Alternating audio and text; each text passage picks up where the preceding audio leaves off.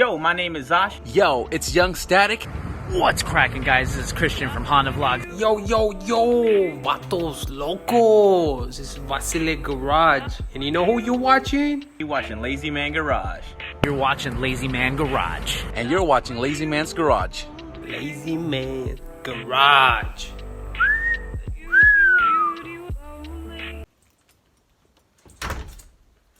I'm going to teach you guys how to port and polish today. Yep, that's what I'm going to do. I'm no professional, just to let you guys know. This is for guys who are on a budget, like me. You know, I mean, I do have people at SB Machine Shop that can do it for me, but you have to have the money in order to do it. Now, I'm going to show you the difference between a CNC port and a hand port. Ugh. What the fuck? Ew.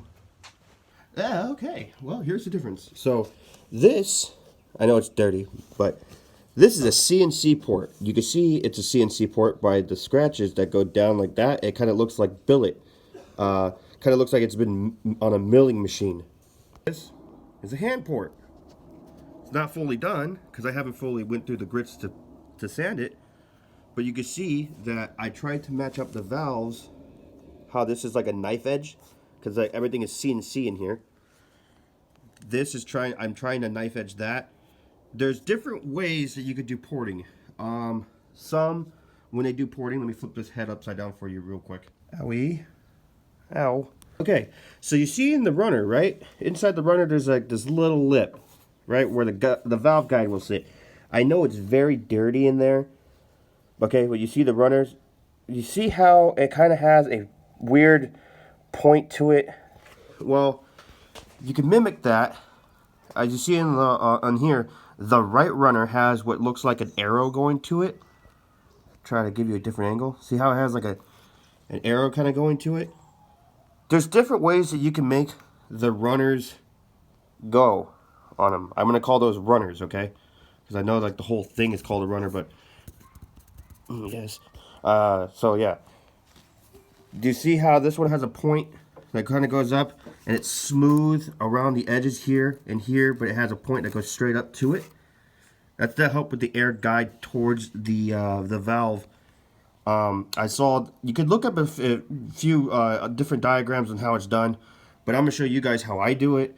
And then you got to go through the grits and sand it all smooth and then polish it and then, you know, the works. But I'm going to show you guys what I need, well, what I use, and what you need to do a hand port. Always cut with a purpose. If you guys see it, this one is a little bit bigger than this one. If you guys are gonna do a port and polish, I really recommend using a dummy head, something that you could buy a head at the junkyard that you know is messed up or you're not gonna use. There's also a way to do for higher combustion in here, where the runners are, well, not the runners, but the ports have this little lip right here on each side, right there and right there.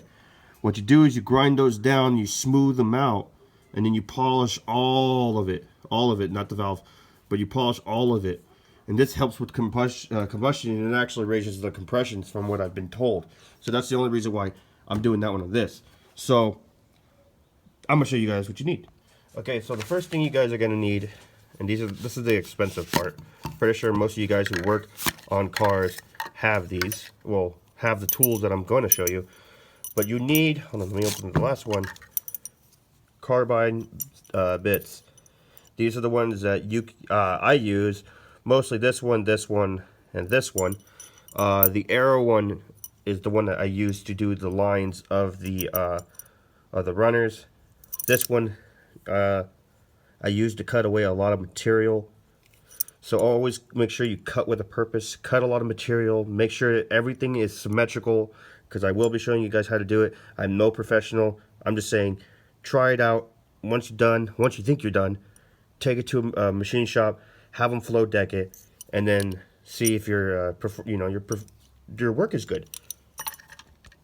Next, you're gonna need a rotary tool.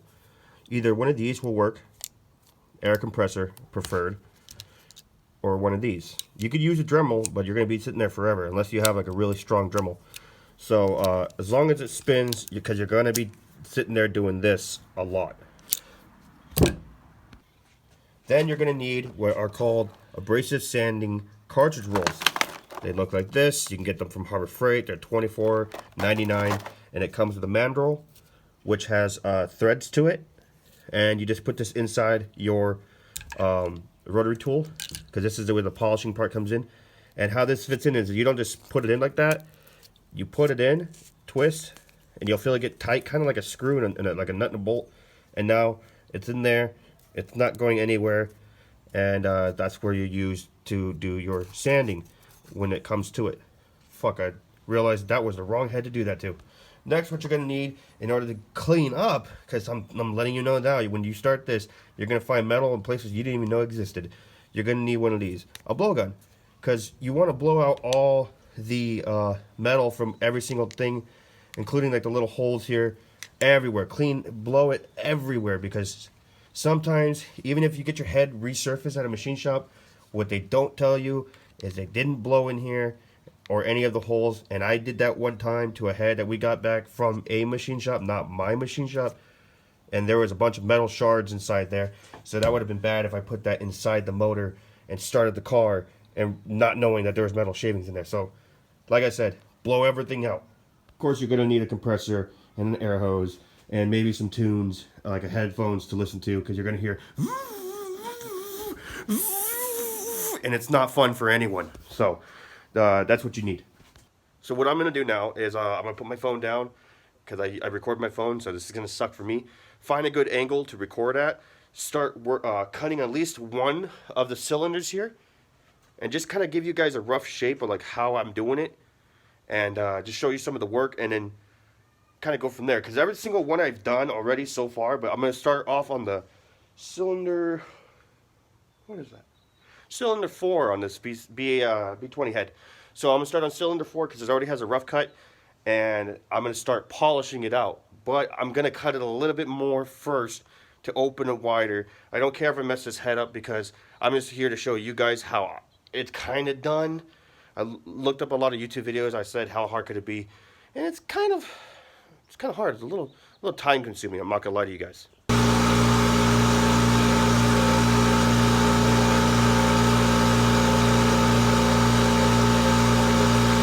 Alright, now that I got my carbine bit on, we're working on this cylinder right here. I know you can't see, really, because it's dark, but bear with me.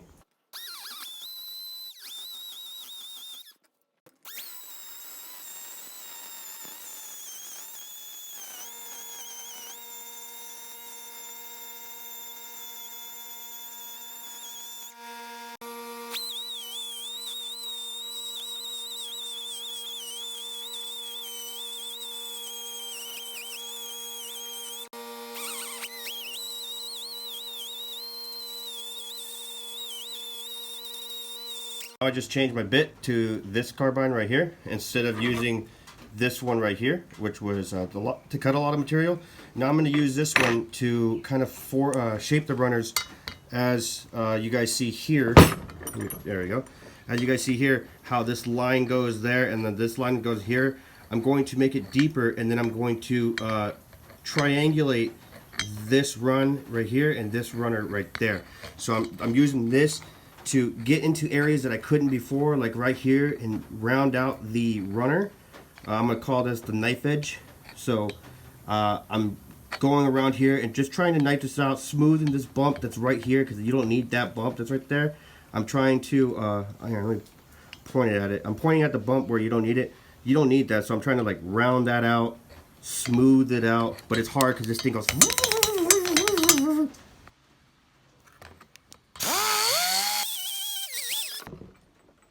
Great.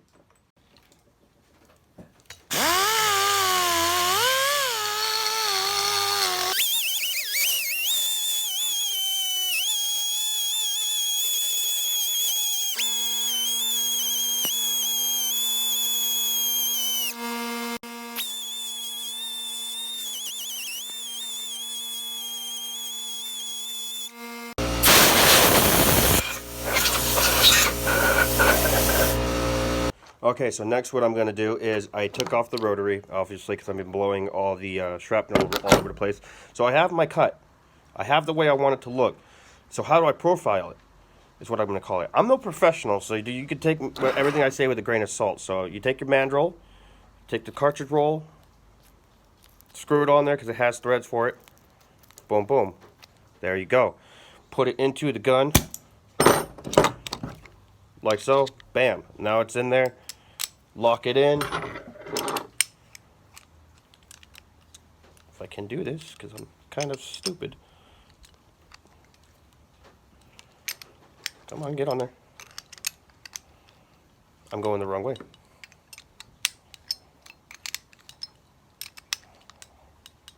Make sure it's tight. There it is. Drop your tool, and there you go. So now you can use this to sand and shape and smoothen out all the rough cuts. I didn't do the part where the intakes go in, because literally all you have to do is just go in a circle, pretty much. What are the significance of doing this? Well, you gain more horsepower. If it has more air to breathe, then it has more air to make horsepower. So that's just kind of my understanding of it. I'm no scientist. I don't know really the fundamentals behind how it actually works, but that's what I've been seeing. So let's get to it.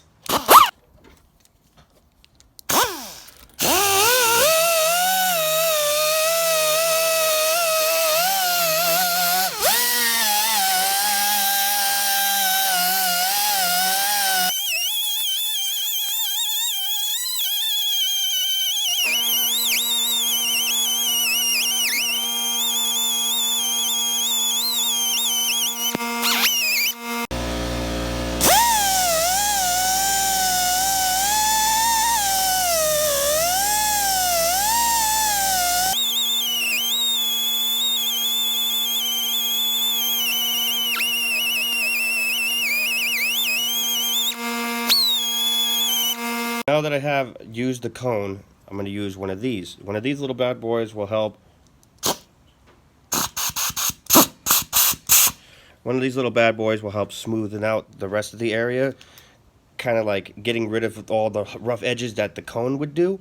So I'm going to use this kind of, you know what I'm saying? And smooth it out, get the runners looking nice, get the cone area, like the knife edge area nice and rounded out, because this can get into areas that, believe it or not, that the cone can't do. So that's what I'm going to do next.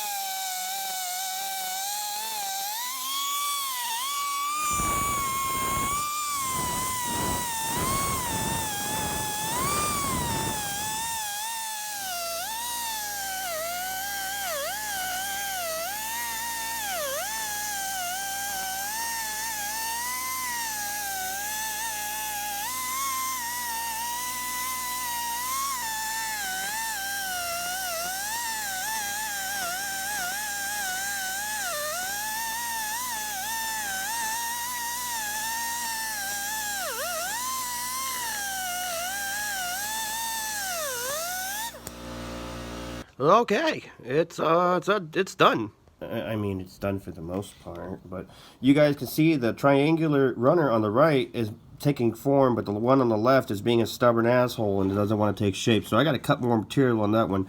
But this is pretty much rough profiling, showing you how pretty much how it looked before and how it looks now. You guys can see that it's a tad bit bigger than its brother here. That the outer diameter is a little bit bigger compared to these two right here. And this is pretty much just all you need to do in order to do it. Just the carbine bits. I say get out there and give it a shot. I mean, what do you got to lose if you're using a dummy head? Nothing, other than to gain some kind of skill and something new. So, I mean, while everybody's quarantined, this would be a perfect time for you to do this. Go out there, buy a junk motor, a single cam, a dual cam, anything at all that needs porting, because this right here will give you a significant gain in air. Now, I was just originally going to get rid of the flash casting. What is flash casting, you ask? Well, I'll tell you. This right here, that stuff, that grainy stuff, that looks like a booger, that's called flash casting. When they make this, it's a mold that they put there, and then they put aluminum into the mold, and it forms, and then it takes place, and it makes the motor, and it makes the head, and whatevs. But then there's always that, like, you know, sometimes you get bubbles in the casting, and that's called flash casting. So what I'm essentially doing is getting rid of it, because this is a CNC, so it's a machine that goes in there with razors and it cuts it perfectly. what I'm doing is by hand. Hand porting is one of the hardest things to do in the automotive industry that I've been told. So, I mean, it doesn't look bad. Hopefully it performs well. You can go through there with other grits, smooth it out, then polish it. Like mothers, polish it. And then you'll get significant airflow. Don't worry about ruining the valve seals because those can be replaced, or the valve seats, those can be replaced. So if you want to get significant more horsepower, just a little bit more, and you're going all motor or you're going boost, you could do it to your intake runners. You don't really need, on Hondas, you don't really need to do anything to the exhaust, even though I'm dumb and I was doing it to the exhaust and I was knife edging it, which there's no point to. But this right here, you'll notice a significant gain. It's not like huge, like 20, 30 horsepower, but I mean at least like 5 at most. And it all, like, you know, it matters, especially if you're boosted. The smoother the air goes in, the less turbulence it has, or the less drag it has, and it will make it, you know, perform better. So, like I said, test dummy head. It's not that big of a deal. You spend like what, $50, but you gain knowledge. You know, what's better than that?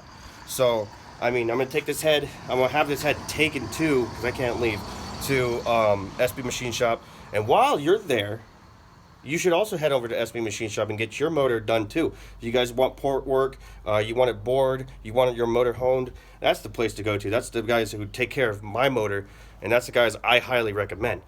And also, since you have the motor already done, why don't you dress it up with some MPC hardware? You guys can use the code right now, LazyMan, and get 10% off your entire purchase. And the best thing about the code, like all the other codes that are out there, when they say you could buy something, this code doesn't disappear. So you could buy something now with a 10% off, and then like next week if you wanted to, use the code again, and you get another 10% off.